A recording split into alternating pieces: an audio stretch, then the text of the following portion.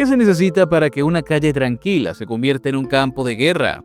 ¿Cuántas armas caben en una van familiar estacionada en una colonia cualquiera de Chihuahua?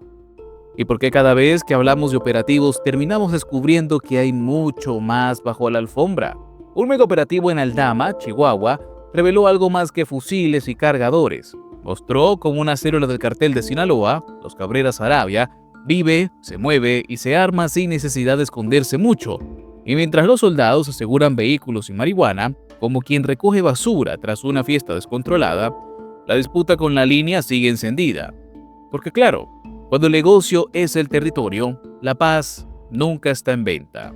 Detenciones, chalecos tácticos, drogas y vehículos incautados suenan como titulares reciclados, pero el contexto cambia cuando los nombres tienen apellidos de peso y las armas no son de cacería, sino de guerra.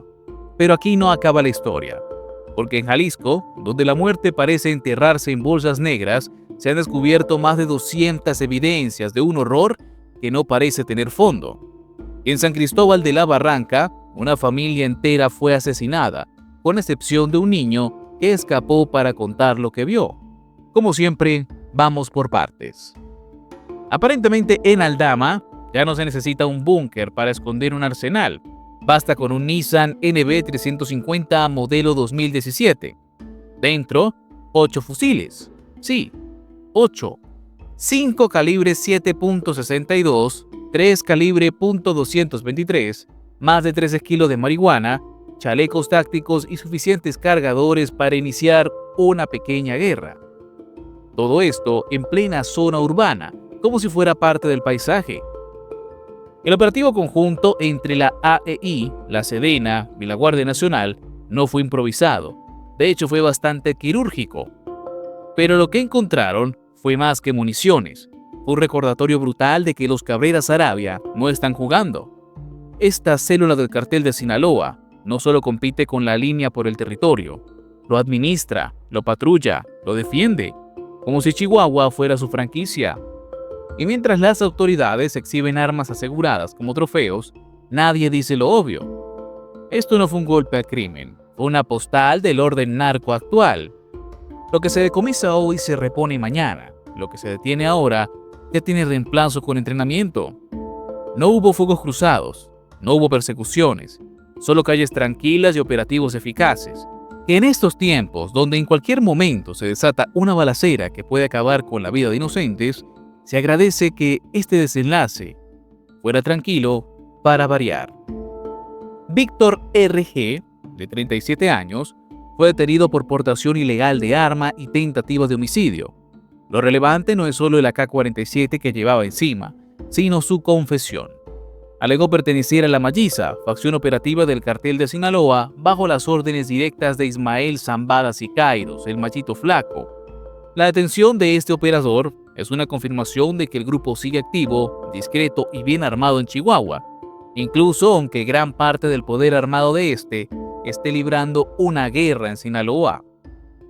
Pero su caso no fue el único. En acciones paralelas durante este mega operativo, fueron arrestados Hilda Karina, que intentó frenar su captura, Samuel Abdel, con cristal, cocaína y un Jetta, y 3 sujetos más en La Abundancia, con cartuchos y marihuana. ¿Todos están vinculados entre sí? No formalmente, aún se investiga, pero todos forman parte del mismo tablero, el del control territorial en disputa. Aquí no hablamos de pandillas desorganizadas, hablamos de células que saben lo que hacen. La Malliza, los Cabrera Saravia, Gente Nueva, los Salgueiro y del lado opuesto la línea, brazo armado del cartel de Juárez. Son nombres que resuenan en calles, operativos y ejecuciones. Chihuahua no es tierra de nadie, es tierra disputada. Y mientras las autoridades registran capturas como éxitos, el mapa narco se reconfigura. No hay vacío de poder, solo recambio. La Malliza aparece como punto de referencia, pero no está sola. La operación criminal en Chihuahua se fragmenta como un mosaico, múltiples piezas que juntas dibujan un mapa de control, no de caos. Uno donde cada jugador tiene claro su territorio y su enemigo.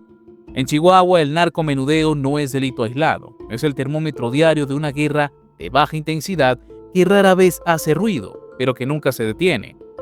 Las detenciones en Aldama lo confirman. Cartuchos, envoltorios de marihuana, dosis pequeñas de cristal, cocaína en miligramos exactos. No es el gran cargamento, es el gotero constante que alimenta la adicción y sostiene las finanzas. Los 3 hombres detenidos en la colonia La Abundancia no llevaban grandes maletas ni armas pesadas. Llevaban 31 cartuchos calibre 7.62 y marihuana suficiente para seguir vendiendo en pequeñas dosis. La escena se repite en todo el estado, donde la microdistribución mantiene a miles de consumidores activos y a cientos de pequeños operadores al servicio de facciones mayores.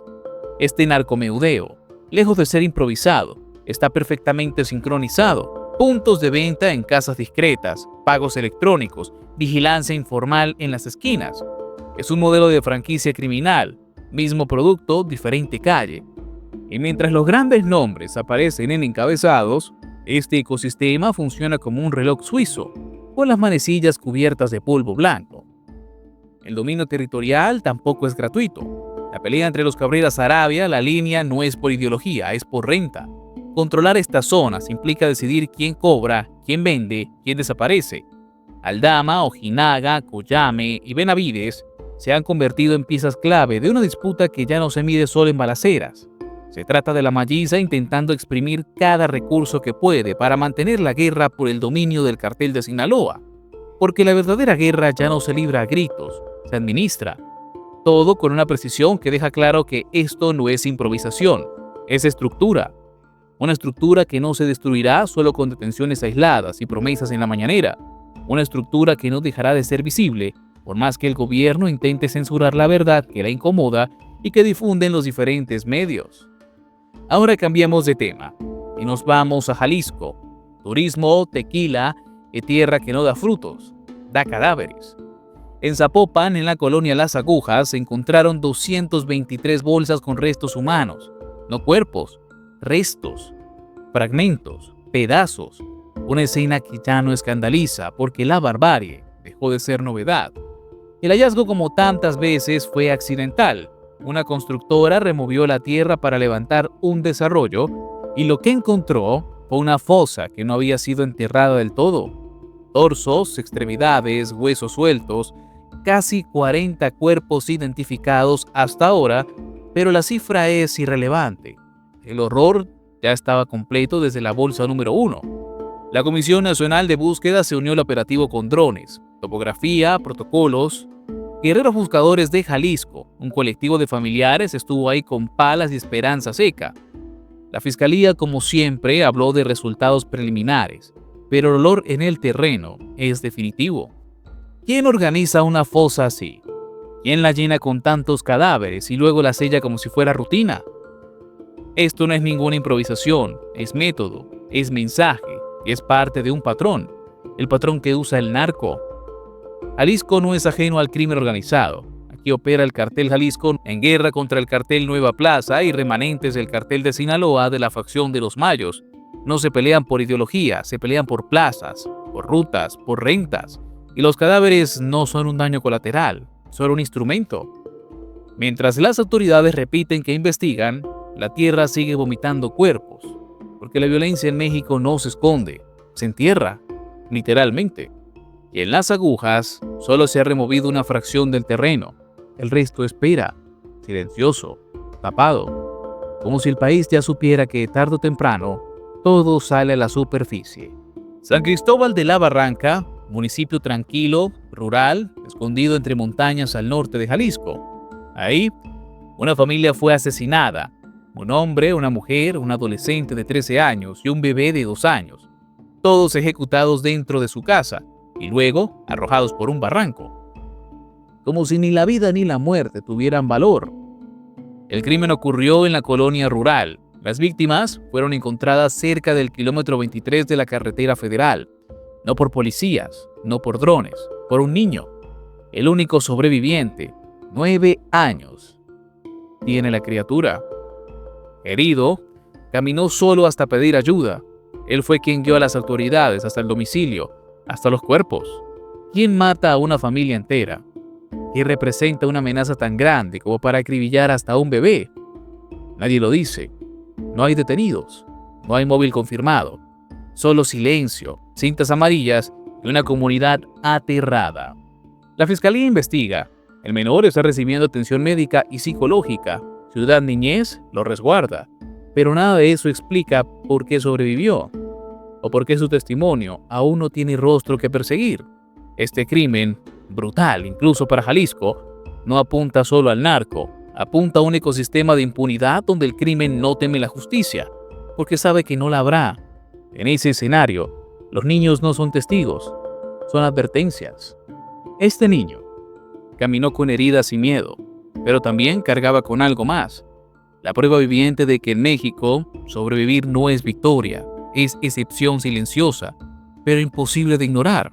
¿Y todavía tienen el descaro de hablar de progreso? Porque lo único que progresa en este país es el crimen que avanza como una plaga desde la sierra hasta las grandes ciudades. Mientras tanto, la presidenta prefiere pelear con medios de comunicación que la exhiben como lo que es, una mandataria que no cumple, que huye del escrutinio y que ve cómo la violencia se multiplica sin mover un dedo. Hoy, los narcos no solo trafican, ahora secuestran, desaparecen y aniquilan familias enteras. Políticos ligados a Morena aparecen una y otra vez en tramas de corrupción y cuando alguien los señala, desaparece. La línea entre el Estado y el narco ya no es difusa, es prácticamente inexistente. Y en medio de todo eso, quieren vendernos a Harfuch como si fuera el Batman del bienestar, cuando cada día que pasa, la realidad grita lo contrario. El país se hunde más. ¿Y tú, que llegaste hasta aquí? No permitas que te cuenten cuentos. No compres la historia oficial de operativos exitosos sin nombres, sin rostros, sin consecuencias. Suscríbete a Nación y Frontera para ver lo que otros callan, porque en Nación y Frontera estamos aquí para traerte la verdad.